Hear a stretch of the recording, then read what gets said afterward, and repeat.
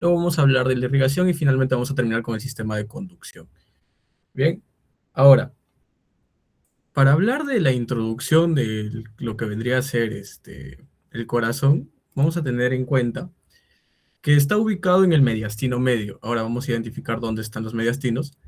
Bien, bueno, también va a estar ligeramente inclinado hacia la izquierda, con el ápice cardíaco apuntando hacia abajo, adelante y a la izquierda. Y su principal función, o la principal función de este músculo, o de este órgano muscular, va a ser la función de bomba. ¿Por qué? Este se va a encargar de tanto los dos tipos de circulaciones que vamos a encontrar en el cuerpo, que va a ser tanto la circulación mayor como la circulación menor. Entonces, tenemos dos tipos, mayor y menor. Bien, la circulación mayor va a ser conocida también como la circulación sistémica. Entonces, esta va a llevar la sangre a lo largo del cuerpo, también va a distribuir de esta manera lo que vendría a ser el oxígeno y los nutrientes. Bien, y la circulación menor, que va a ser la circulación pulmonar, esta se va a encargar de oxigenar la sangre, o sea, de la hematosis, y de esta manera es como ambas circulaciones se complementan y permiten que todo el organismo esté en perfecto equilibrio, una homeostasis, ¿no? Ahora, vamos a dividir también el corazón en cuatro cavidades, dos aurículas y dos ventrículos. Ahora los vamos a ver. Y vamos a hablar también de las válvulas, ¿no? Vamos a tener dos válvulas principales, la mitral y la obicúspide y la tricúspide. Y también vamos a tener las válvulas semilunares, la pulmonar y la aórtica. Luego vamos a tener al músculo cardíaco, que también se le conoce como miocardio, y la irrigación coronaria, que va a estar dado por dos, la coronaria derecha y la coronaria izquierda. Ahora vamos a profundizar más. Ahora, en ubicación y relaciones anatómicas, primero quiero que puedan identificar o diferenciar lo que vendría a ser y delimitar lo que vendría a ser el mediastino. Bien, el mediastino en realidad es una cavidad que se va a encontrar entre las pleuras parietales y lo vamos a dividir como mediastino superior y mediastino inferior. Ahora, delimitemos todo el mediastino. Bien, el mediastino lo vamos a delimitar hacia la parte superior por la abertura torácica y hacia la parte inferior por lo que vendría a ser el diafragma. Ahora, ¿en qué punto vamos a diferenciar lo que vendría a ser el mediastino superior del mediastino inferior? A partir de un plano horizontal. Este plano horizontal que está aquí, que se traza a partir de donde el ángulo de Lewis hacia el disco intervertebral que se encuentra entre T4 y T5. Ese va a ser nuestro plano para delimitar lo que vendría a ser el mediastino superior del mediastino inferior. Bien. Ahora, ese ángulo se forma en sí entre la articulación manubrio external. Aquí tenemos la articulación manubrio external, ahí encontramos el ángulo de Lewis, hacia la parte posterior del esternón.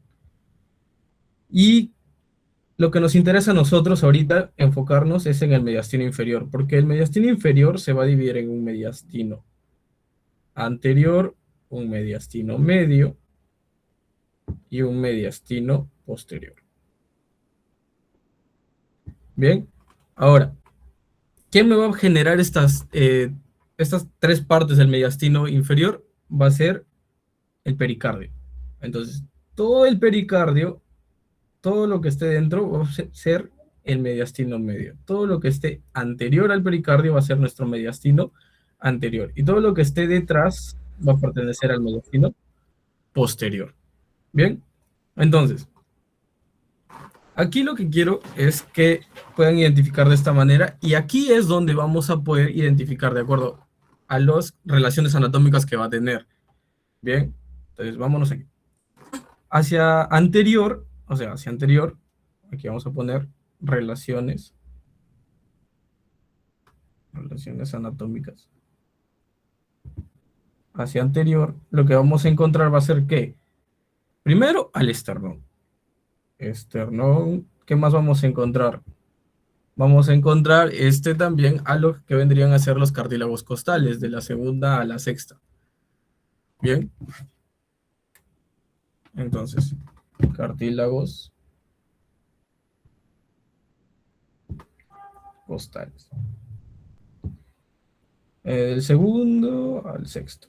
Y los espacios intercostales también del segundo al sexto. ¿Qué más encontramos aquí? Vamos a encontrar músculos. ¿Qué músculos? Vamos a encontrar los músculos intercostales, primero, solo el interno. Músculo intercostal interno, que está más relacionado. ¿Qué más vamos a encontrar? Al músculo transverso del tórax. Ya. Y además vamos a encontrar una arteria vena importantísima, que van a ser la arteria mamaria interna y la vena, también con el mismo nombre, mamaria interna.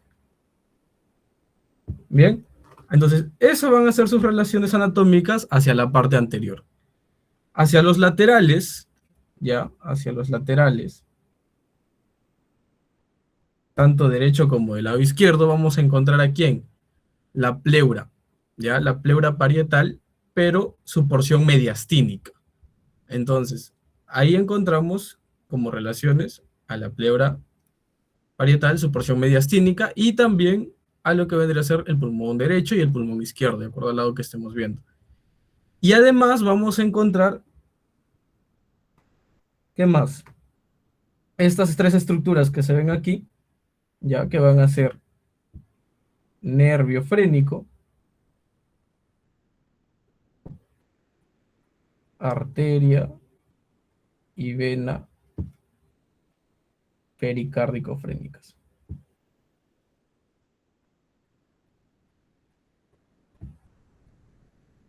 Bien, ahora, lo que vendría a ser el nervio frénico, su principal función va a ser la de inervar el diafragma. Entonces, esto nos va a permitir contraer y relajar el diafragma, y las otras van a irrigar tanto al pericardio como una porción del diafragma. Ahora, si continuamos, vamos a encontrar, perdón, me estoy olvidando, hacia las relaciones posteriores, bien, las relaciones posteriores, que va a ser el mediastino posterior, vamos a encontrar estructuras como la arteria aorta o la aorta torácica. Bien, ¿qué más vamos a encontrar? También vamos a encontrar el sistema venoso ácidos.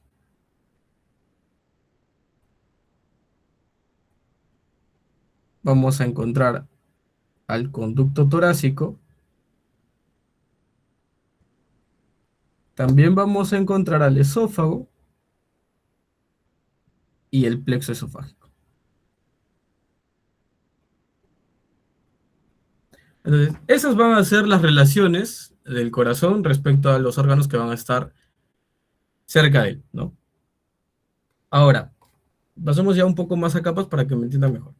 Ahora, en capas, lo que vamos a encontrar va a ser primero un pericardio, ya que es el pericardio fibroso, un pericardio seroso, luego tenemos al miocardio y finalmente al endocardio, en el caso de anatomía.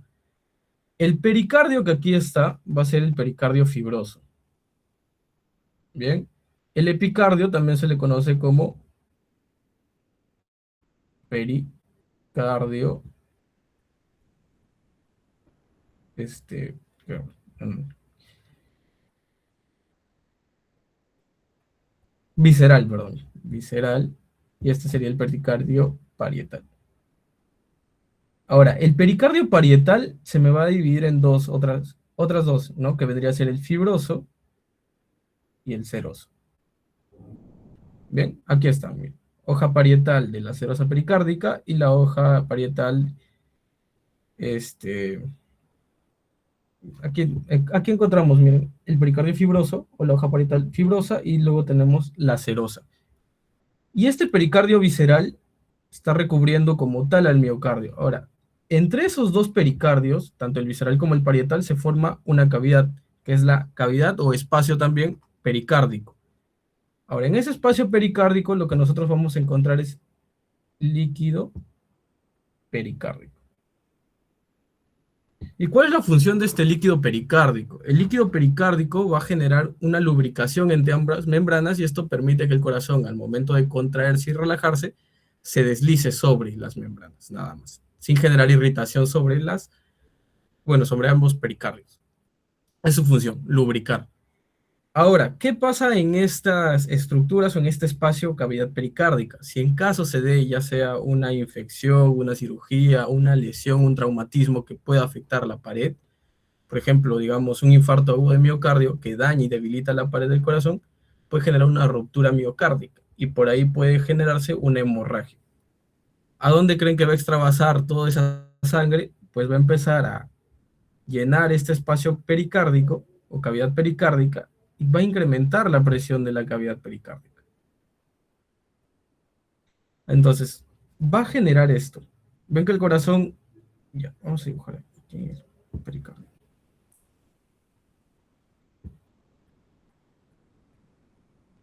Bien, entonces, lo que empieza a generar es que el corazón pierde espacio. Entonces, ese espacio va a estar lleno de generalmente sangre. Bien, entonces, al tener menos espacio el corazón para dilatarse y luego contraerse, va a generar un taponamiento cardíaco. Entonces, ese taponamiento cardíaco va a generar finalmente un paro cardíaco. ¿Por qué? Porque el corazón ya no va a tener la capacidad de dilatarse y luego contraerse porque va a estar presionado por el incremento de la presión de la cavidad pericárdica.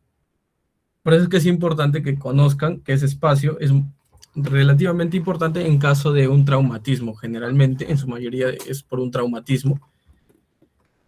Va a llenarse de generalmente sangre y este incremento de presión presiona el corazón y evita esta correcta relajación y contracción del miocardio. Entonces, esto genera el taponamiento cardíaco, el famoso y conocido taponamiento cardíaco.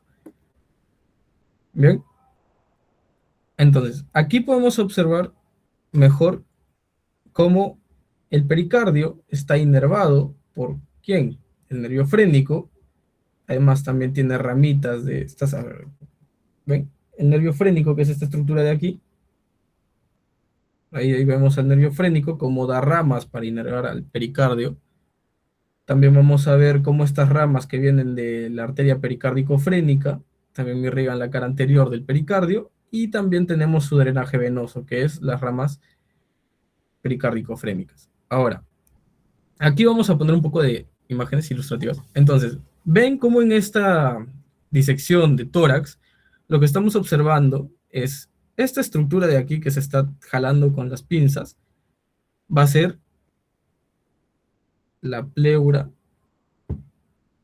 parietal. Bien, de ambos lados. Ahí tenemos la pleura parietal. Ahora, esta porción que ven que se está adhiriendo al diafragma hacia su base, va a ser todo esto. Bien, chicos, todo esto va a ser el pericardio parietal. ¿Cuál de los dos va a ser el pericardio parietal? Su porción fibrosa, porque la porción fibrosa es la que está externa, porque es mucho más gruesa. La porción serosa la vamos a ver ahora. Entonces, así es como vamos a ver cuando nosotros retiremos un peto, o sea, que es la parrilla costal, levantamos el peto y ahí vamos a poder observar claramente tanto los pulmones, en este caso, ¿qué pulmón sería? Pulmón del lado derecho, pulmón derecho, con su pleura parietal. ¿Qué porción de la pleura parietal? Va a ser la porción mediasténica de la pleura parietal. Bien, ahí tenemos luego el pericardio. Y aquí, una vez nosotros abrimos el pericardio, ven cómo está abierto ya el pericardio. En este caso ya no está el corazón, se retiró. Entonces, esta membrana que recubre ese pericardio va a ser la porción serosa. ¿De quién? Del pericardio parietal. Entonces, esas son las capas del corazón, las capas externas. Ahora, le vamos a encontrar el miocardio. El miocardio lo van a diferenciar mucho mejor cuando vean la parte de histología, que lo van a ver mañana, creo. Y tenemos la última parte, que es la que está en contacto directo con la sangre, que va a ser el endocardio. ¿Ok? Entonces, de esa manera es como dividimos el corazón en sus capas. Y en un caso de una disección lo vamos a ver de esta manera. Aparte, hacia la parte superior de estas estructuras nosotros estamos viendo los grandes vasos. Bien, aquí tenemos la vena cava superior, aquí tenemos lo que vendría a ser la arteria aorta, bien, la pulmonar, y lo vamos a ver mucho mejor. Ahora, en caso de la irrigación del pericardio, que ya les mencioné, va a estar irrigado la cara anterior por la torácica interna o mamaria interna.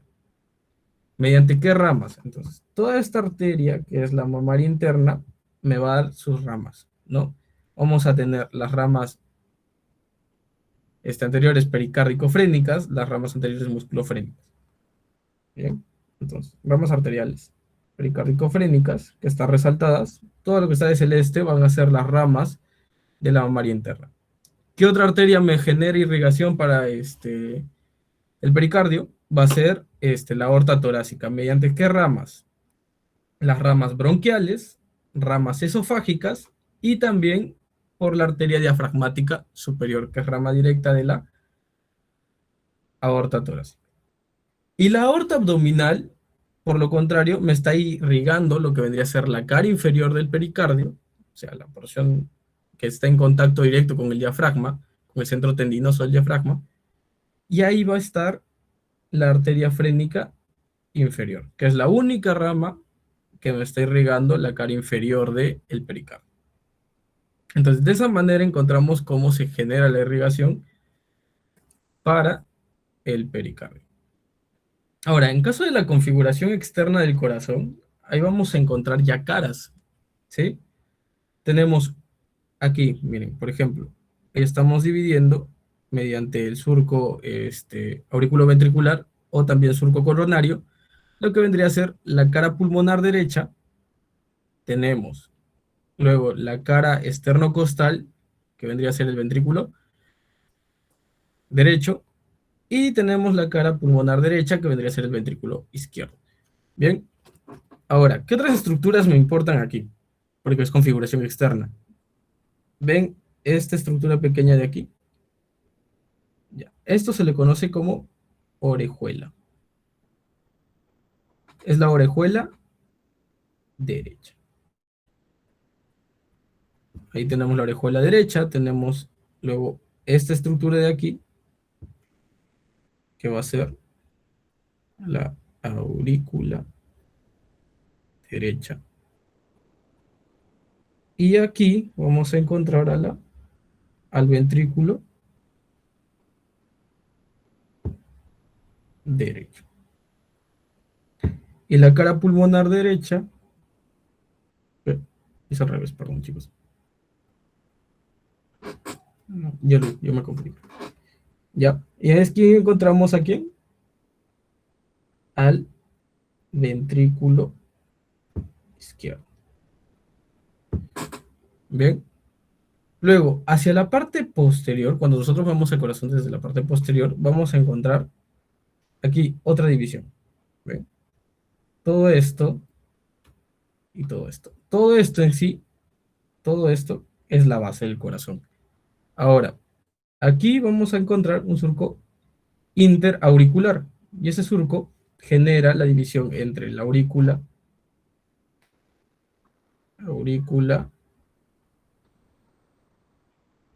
izquierda y entre la aurícula derecha. Bien. Y ya luego tenemos la cara diafragmática, que es la parte del corazón que está en contacto directo con el diafragma. Bien, aquí se ve mucho mejor lo que vendría a ser la cara diafragmática, que es todo esto.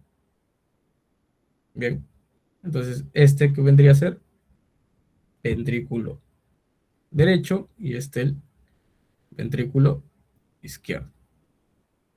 Y luego tenemos otra estructura importante más, ya, que va a ser la punta del corazón, conocido como ápice o apex cardíaco.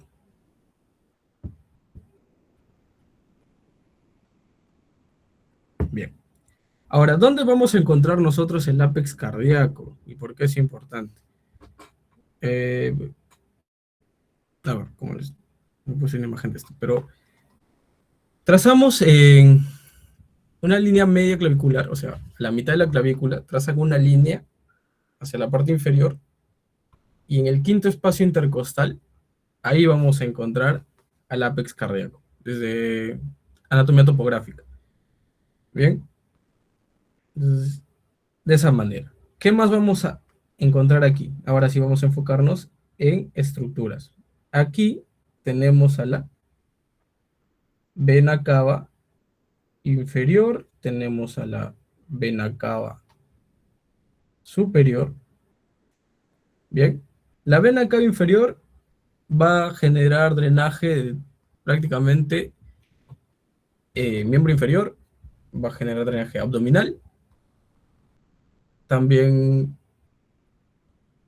y la vena cava superior ya pues de toda la parte superior, ¿no? Cabeza, miembro superior, cuello, todo drena en la vena cava superior. Y la vena cava superior va a estar formada por ¿quiénes? Por ambos troncos venosos brachiocefálicos de ambos lados, ¿no? De esa manera. Luego, ¿qué más vamos a encontrar? Aquí encontramos las cuatro venas pulmonares. Ya, aquí están las cuatro venas pulmonares. Aquí encontramos a otra estructura importante que vendría a ser el callado de la aorta.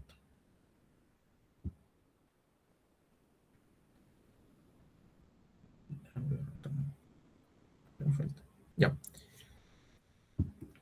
Hacia la cara anterior también vamos a encontrar, aparte, a esta estructura de aquí. Ven, chicos. Vena cava superior. Tenemos al callado de la aorta. Bueno, si esta es la porción ascendente de la aorta, luego forma el callado. Y esta de aquí vendría a ser la arteria pulmonar. Bueno, en sí es tronco pulmonar. Y esta estructura de aquí ya se le conoce como cono arterioso. Entonces, esa va a ser la configuración externa que vamos a encontrar. Ahora ya vámonos un poco a la configuración interna y vamos a iniciar con la aurícula derecha. ¿Por qué? ¿Por qué iniciamos con la aurícula derecha? La aurícula derecha es, en realidad lo vamos a imaginar como si fuera un cubo, ¿sí? Porque va a tener un límite superior, límite o una pared, va a tener paredes. Una pared superior, una pared inferior, una anterior, una posterior. Bien. Y luego tenemos las paredes, ¿no? Las de los lados, que van a ser la pared interna y la pared externa. Interna y la pared externa. Bien. Hacia la pared posterior, bien, pared posterior, esta estructura de aquí. A ver, vamos a dibujarlo como un cubo mejor, porque si no.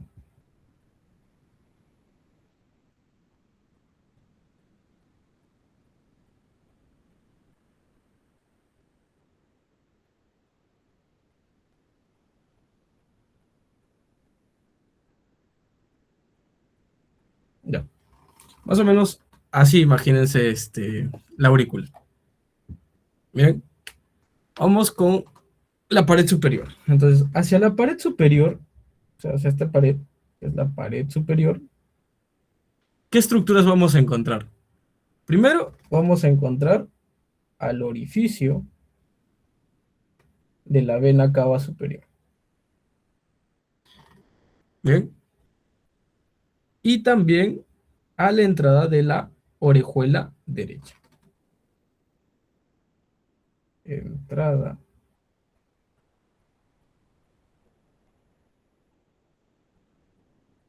derecha. ¿Ven? Entonces, ven cómo en esta estructura vemos ahí el orificio de la vena cava superior y aquí tenemos la entrada de la orejuela derecha.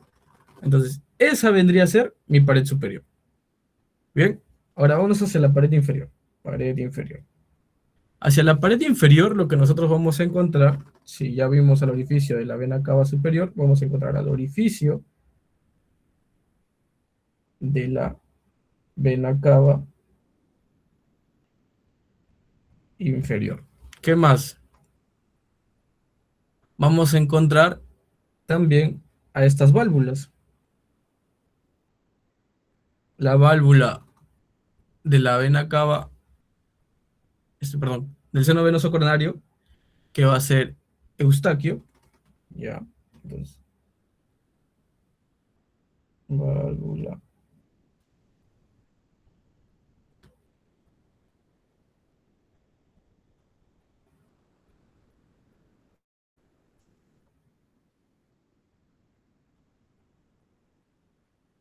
seno venoso coronario, tenemos también a la válvula de Tevesio.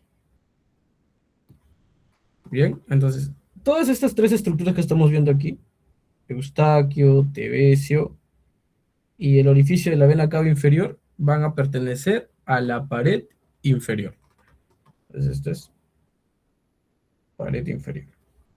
Luego tenemos la pared interna, ¿ya? Entonces, la pared interna es esta estructura de aquí. Va a tener, ¿a quién? Al tabique interauricular. Interauricular.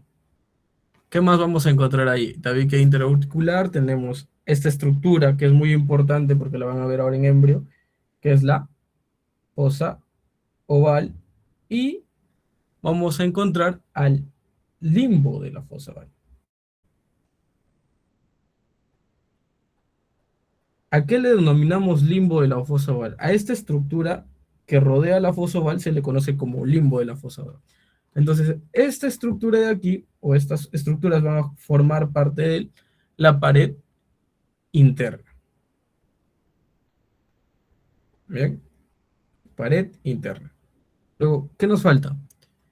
Tenemos la pared anterior, que vendría a ser esta de aquí, tal cual. Pared anterior. Entonces, la pared anterior vamos a encontrar al orificio tricuspidio o la válvula tricuspidia.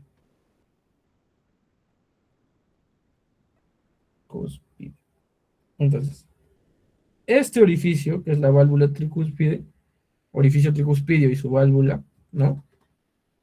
Ahí vamos a encontrar, bueno, eso forma lo que vendría a ser, perdón, la pared anterior. Ahora, si nos vamos ya hacia la pared posterior, ahí vamos a encontrar uno a esta estructura de aquí, que se le conoce como cresta terminal. Cresta terminal, ¿qué más vamos a encontrar ahí? El seno venoso de las cavas, ¿sí? Que es esta estructura de aquí, ¿ven? Ese es el seno venoso de las cavas.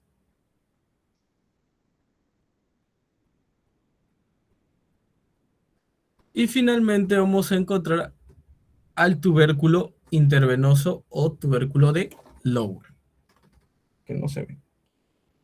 Tubérculo de Lower.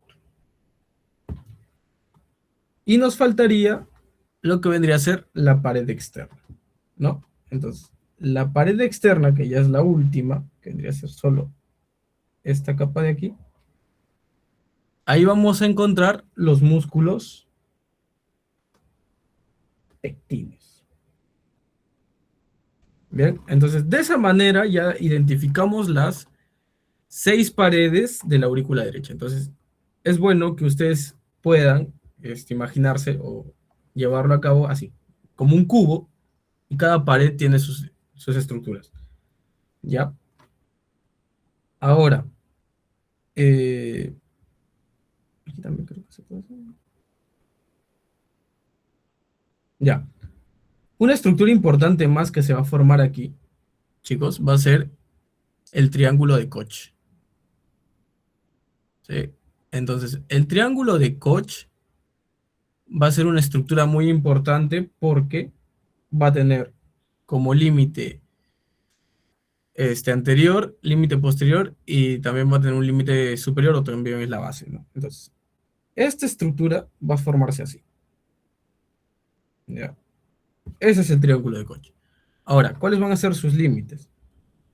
Este límite superior, ya, va a ser el tendón de Todaro. Ven que esa prolongación de la válvula de Eustaquio, ya, la prolongación de la válvula de Eustaquio, esa prolongación fibrosa de la válvula de Eustaquio, forma el tendón de Todaro.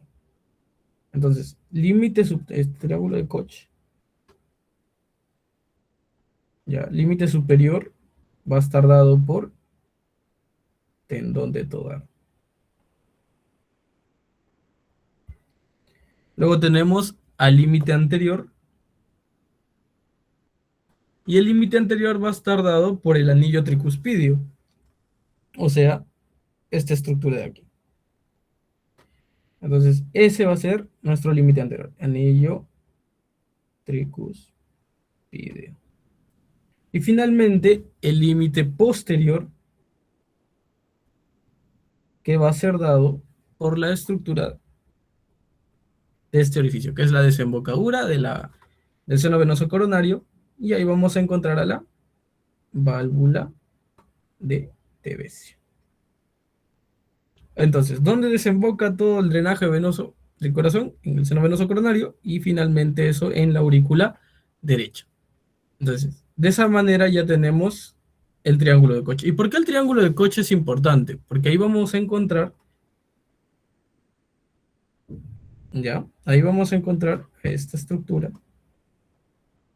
que también se le conoce como nódulo aurículo-ventricular, el segundo marcapasos del corazón, o también conocido como nódulo de Aschoff-Tawara. Bien, entonces el contenido de mi triángulo de Koch es el nódulo de Aschoff-Tawara. Ahora vámonos a lo que vendría a ser la configuración del ventrículo. Bien, primero, este es el ventrículo derecho. Entonces, esta estructura de aquí va a ser la arteria pulmonar. Esta estructura que se forma en la base va a ser el cono arterioso. Y una característica de estas del ventrículo es que vamos a encontrar tres tipos de músculos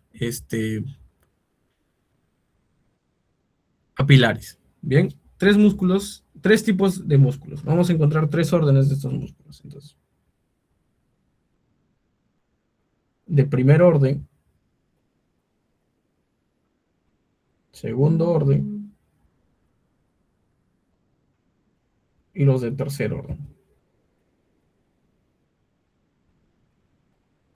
Entonces, ahí tenemos a los tres tipos de músculos papilares que encontramos. Ahora, los músculos de primer orden van a ser aquellos que tengan esta forma.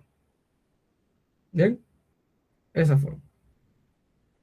Los de segundo orden van a tener esta forma. Y los de tercer orden van a estar pegados al miocardio. Entonces, nos vamos a enfocar principalmente en tres músculos de primer orden y solo un músculo de segundo orden en caso del ventrículo derecho.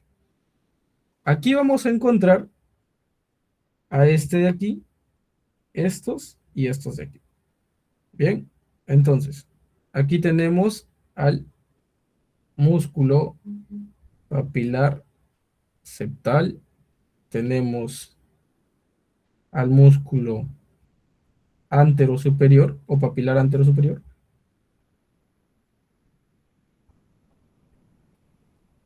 anterosuperior, y finalmente tenemos a estos de aquí, que van a ser los músculos papilares posterior-inferiores. Bien, entonces, esos son los tres músculos de primer orden que tenemos. ¿Ya? ¿Y cuál es la función de estos músculos de primer orden? Si se dan cuenta, aquí tenemos las válvulas, ¿no? Aquí tenemos la válvula septal, aquí tenemos la válvula anterosuperior y la postero-inferior. Y ven que hacia esos músculos de primer orden están conectados esas válvulas mediante estas estructuras de aquí, que se les conocen como cuerdas tendinosas.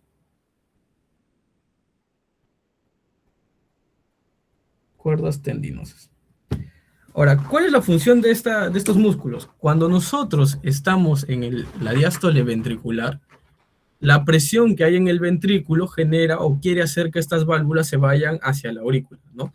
Entonces, estos músculos se tensan las cuerdas tendinosas y evitan que estas tres porciones de la válvula tricúspide se colapsen, o sea, evita que se vayan hacia el ventrículo y evitan también la fuga de la sangre o el retorno sanguíneo hacia la aurícula. Entonces, al tensarlo, mantiene cerrado por el incremento de presión esa válvula y luego ya se da pues la expulsión por la arteria pulmonar, que debería ser la circulación menor. Bien, entonces esa va a ser la función de esos músculos de primer orden, ¿ya? Y luego tenemos a este músculo de aquí, que es el músculo de segundo orden, que también se le conoce como banda moderadora. Y ese músculo es el único músculo de segundo orden que nos interesa y está en el ventrículo derecho, y es porque ¿qué estructura está atravesando la banda moderadora? La rama derecha del haz de His. Bien, por eso nos interesa, porque la banda moderadora vamos a encontrar aquí a la rama derecha del haz de His. Por eso nos interesa ese músculo papilar de segundo orden. Y los músculos papilares de tercer orden van a ser estos de aquí. ¿Ven estos músculos que están pegados hacia la pared? Ya, esos son los de tercer orden. Y de esa manera concluimos con lo que debe ser ventrículo derecho. Ahora, ya para aurícula izquierda es mucho más sencillo. Uno, porque la orejuela, si se dan cuenta, miren, aquí tenemos esta orejuela que es del lado derecho y ven cómo tiene una gran cantidad de músculos pectíneos. Ahora, a comparación con la aurícula izquierda, vamos a encontrar menor número, primero, menores cantidad de músculos pectíneos, o prácticamente no los va a tener. Bien. ¿Qué otra estructura nos importa aquí? Estas de acá, ¿ya? Que van a ser las venas pulmonares. Entonces tenemos dos venas pulmonares derechas y dos venas pulmonares izquierdas. Y aquí también podemos observar lo que vendría a ser la fosa oval y el limbo de la fosa oval. Entonces, esto es la fosa oval, y toda esta estructura de aquí, todo lo que estoy remarcando de verde, va a ser el limbo de la fosa oval.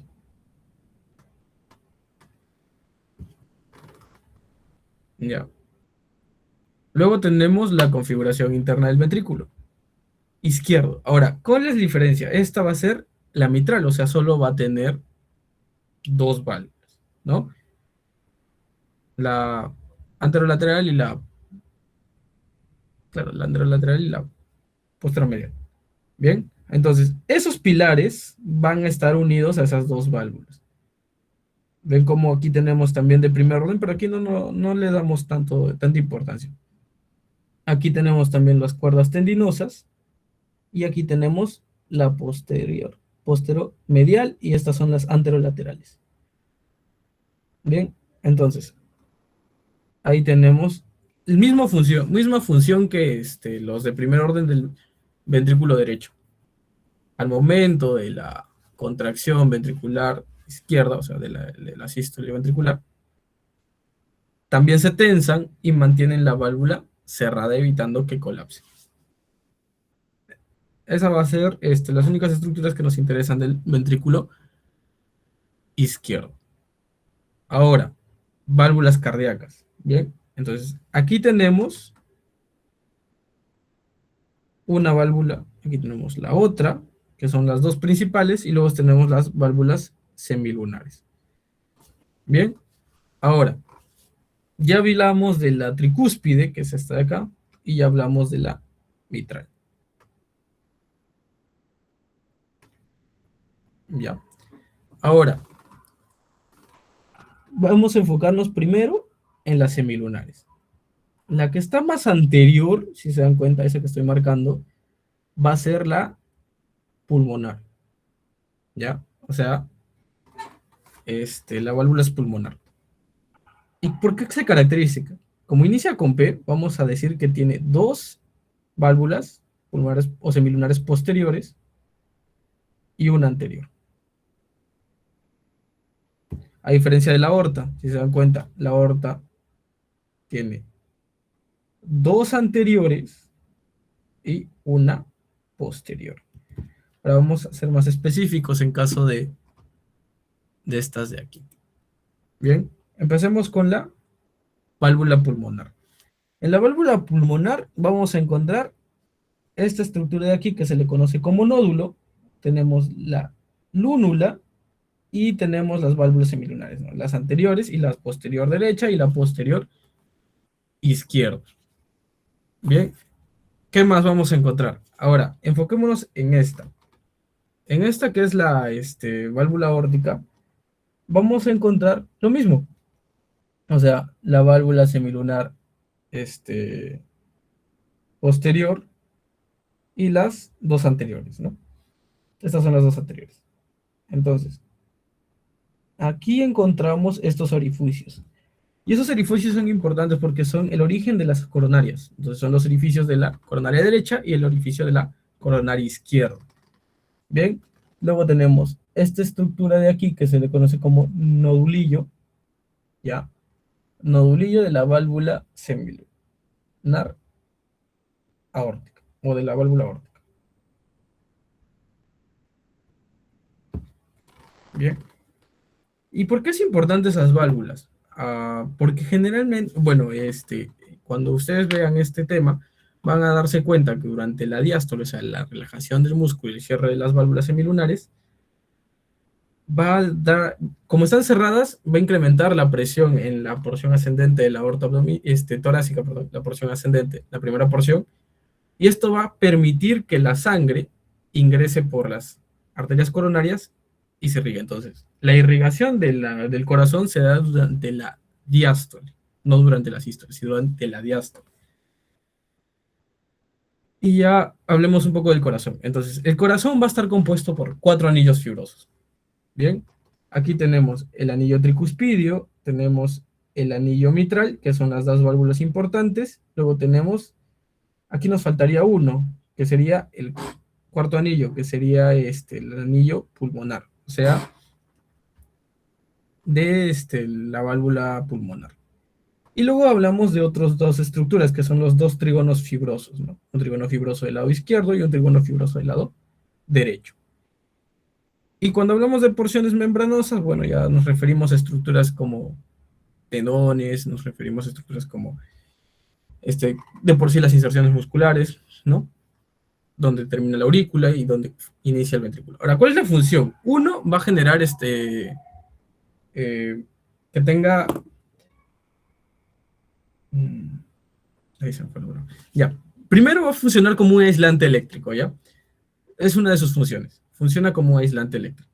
Eso quiere decir que retrasa lo que vendría, evita que la conducción eléctrica que se imparte por parte del nódulo sinusal, sino auricular también, vaya de la aurícula al ventrículo, primero. O sea, cuando se distribuye el primer impulso cardíaco, que es la contracción auricular, evita que también llegue al ventrículo para que no se contraiga. Y eso genera una ritmicidad a partir del ciclo cardíaco. Esa es su principal función. Y la otra ya es estructural, ¿no? Evita que colapse lo que vendría a ser las válvulas tricuspidia, mitral, la aórtica y la pulmonar. Ahora sí, vamos a hablar ya de algo más pesadito, que es lo que vendría a ser la irrigación del corazón. Y como les dije, va a estar dado por dos arterias. La arteria coronaria derecha y la arteria coronaria izquierda. Ahora, ¿cómo las van a diferenciar cuando ustedes vayan estudiando y por qué es importante también que las estudien? En caso de un infarto agudo de miocardio, ya sea por un trombo que viaja o por una obstrucción, ya sea de una placa ateromatosa, que llega hasta esta zona, disminuye la luz, es importante que ustedes sepan la irrigación cardíaca. ¿Por qué? Por ejemplo, si el bloqueo está aquí, ustedes mediante un examen de KG y variaciones, ya sea en el segmento ST, la onda Q o la inversión de la onda T, van a poder identificar en qué cara del corazón, en qué zona está dando el infarto agudo de miocardio. Y de esta manera, al identificar qué cara, qué parte del corazón se está infartando, puedes determinar qué arteria está siendo obstruida. Bien, entonces, la coronaria izquierda se caracteriza porque tiene un recorrido corto, o sea, ni bien sale, se va a dividir en dos arterias. Primero, la interventricular anterior, que estamos viendo aquí, y segunda, la arteria circunfleja. Ahora, a medida se va dividiendo esta arteria coronaria izquierda, en su porción interventricular anterior nos va a dar ramas diagonales, ¿ven? Las ramas diagonales y las ramas perforantes, que van a ser las que van a ingresar al tabique interventricular. Entonces ingresan al tabique interventricular y es irrigado por gran parte de la arteria interventricular anterior. Ahora, si seguimos su recorrido, la circunfleja nos va a dar ¿a quién más? A la arteria marginal izquierda. Bien, entonces vamos a tener las arterias marginales izquierdas y luego va a terminar la arteria circunfleja. Entonces, esas van a ser las ramas. Entonces, arteria circunfleja izquierda se divide en dos: arteria interventricular anterior y arteria circunfleja. La arteria interventricular anterior me va a dar ramas diagonales y ramas perforantes, y la arteria circunfleja me va a dar las arterias marginales izquierdas, o la arteria marginal izquierda. En cambio, luego vamos a encontrar a lo que vendría a ser la arteria coronaria derecha. Bien, la arteria coronaria derecha va dando también sus ramas, que es la arteria marginal derecha, y casi siempre, casi en el 70-80% de los casos, me va a estar dando la arteria descendente posterior o la interventricular posterior. Y acá hay una cosa importante. Vamos a hablar de dominancias. ¿Por qué? Dominancia izquierda o dominancia derecha. Y eso se va a basar en que, si cualquiera de las dos me da, por ejemplo, si la circunfleja izquierda me va a terminar en la arteria interventricular posterior, vamos a decir que hay una dominancia izquierda en el paciente. Si en cambio sale de la arteria coronaria derecha, vamos a hablar de una dominancia derecha del paciente. Bien. Y esa dominancia es importante, ¿por qué? Porque, como les dije, en la mayoría de los casos, la interventricular posterior va a ser de la arteria coronaria derecha. Ahora, otra rama importante va a ser la rama para el nódulo sinoauricular, que en la mayoría de las personas está saliendo también de la arteria coronaria derecha, que va a ser aproximadamente en el 60% de las personas. Entonces, aquí lo voy a poner. Aurículo ventricular, o sea, la arteria del nódulo auriculo ventricular, en el 60% de las personas, es rama de quién? Es rama de la coronaria derecha. Bien, y en el otro, en cambio, la intraauricular, perdón, interventricular posterior, en casi el 80%, o sea, esta rama de aquí, casi en el 80% de las personas va a ser rama de la coronaria derecha. Bien, entonces, esa es la irrigación. No voy a profundizar más porque ya nos quedamos sin tiempo, chicos. Entonces, aquí vamos a identificar coronaria derecha. De la coronaria derecha nos sale esta, que es la rama del nódulo sinoauricular. Luego tenemos a quienes sigue su recorrido, y esta rama de aquí, que está posterior, que se nota oscuro, esta de acá, va a ser la interventricular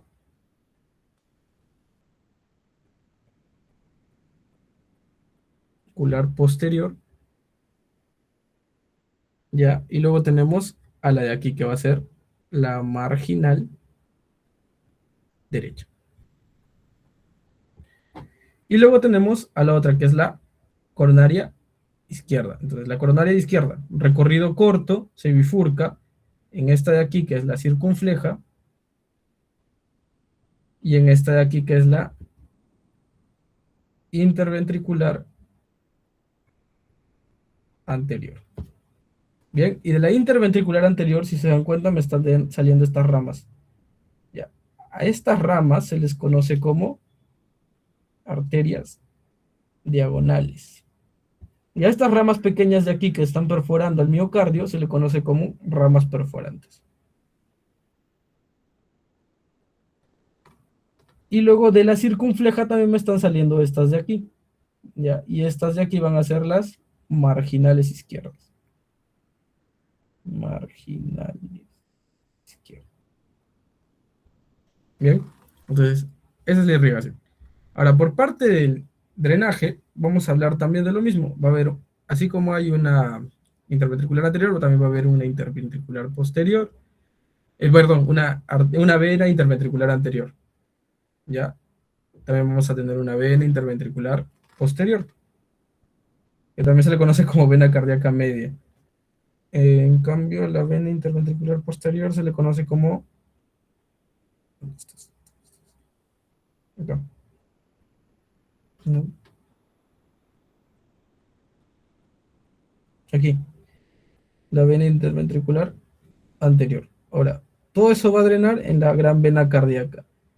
Si se dan cuenta, la vena cardíaca menor, que ya es una rama pequeñita nada más, que a veces no se ve aquí, todas esas ramas que están viendo van a terminar aquí, en el gran seno, en el seno venoso coronario. Y el seno venoso coronario me va a terminar drenando en la aurícula derecha. Aquí no me voy a enfocar mucho. Ya las partes, ¿no? Nos quedamos sin tiempo. Ya, ahora sí, para terminar. Sistema de conducción. Bien, el sistema de conducción va a estar primero formado o va a recibir fibras tanto parasimpáticas como fibras simpáticas. Fibras parasimpáticas por parte del nervio vago, ya, que va a formar el plexo cardíaco junto con ramas simpáticas del tronco simpático, ya.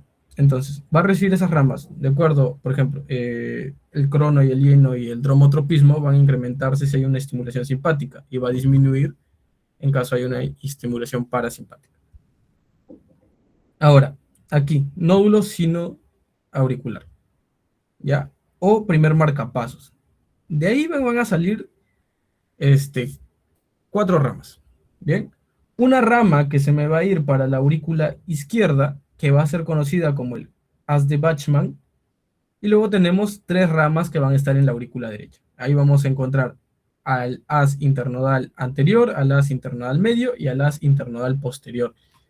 Ahora, al haz internodal anterior también se le conoce como haz de Weckenbach.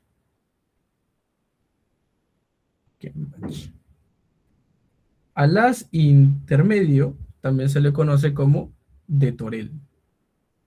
Y finalmente a haz intermedio internodal posterior, perdón, se le conoce como el haz de Tawara. Todos esos van a llegar finalmente con el impulso eléctrico hacia nuestro nódulo auriculoventricular. Y este va a generar un retraso en el envío de el estímulo eléctrico hacia las ramas del haz de His. Y aquí tenemos la rama izquierda y la rama derecha. ¿Y recuerdan por qué estructura pasa la rama derecha? Pues pasa por la banda moderadora. Y finalmente va a terminar en la red de Purkinje, que va a ser estas estructuras de aquí. Y toda esa conexión, primer estímulo, genera una contracción auricular. Llega al nódulo auriculoventricular, se retrasa un poco y luego se da la contracción ventricular. Y esto lo van a ver más en fisiología, donde hablen de este ciclo cardíaco. Bien, chicos, eso sería todo.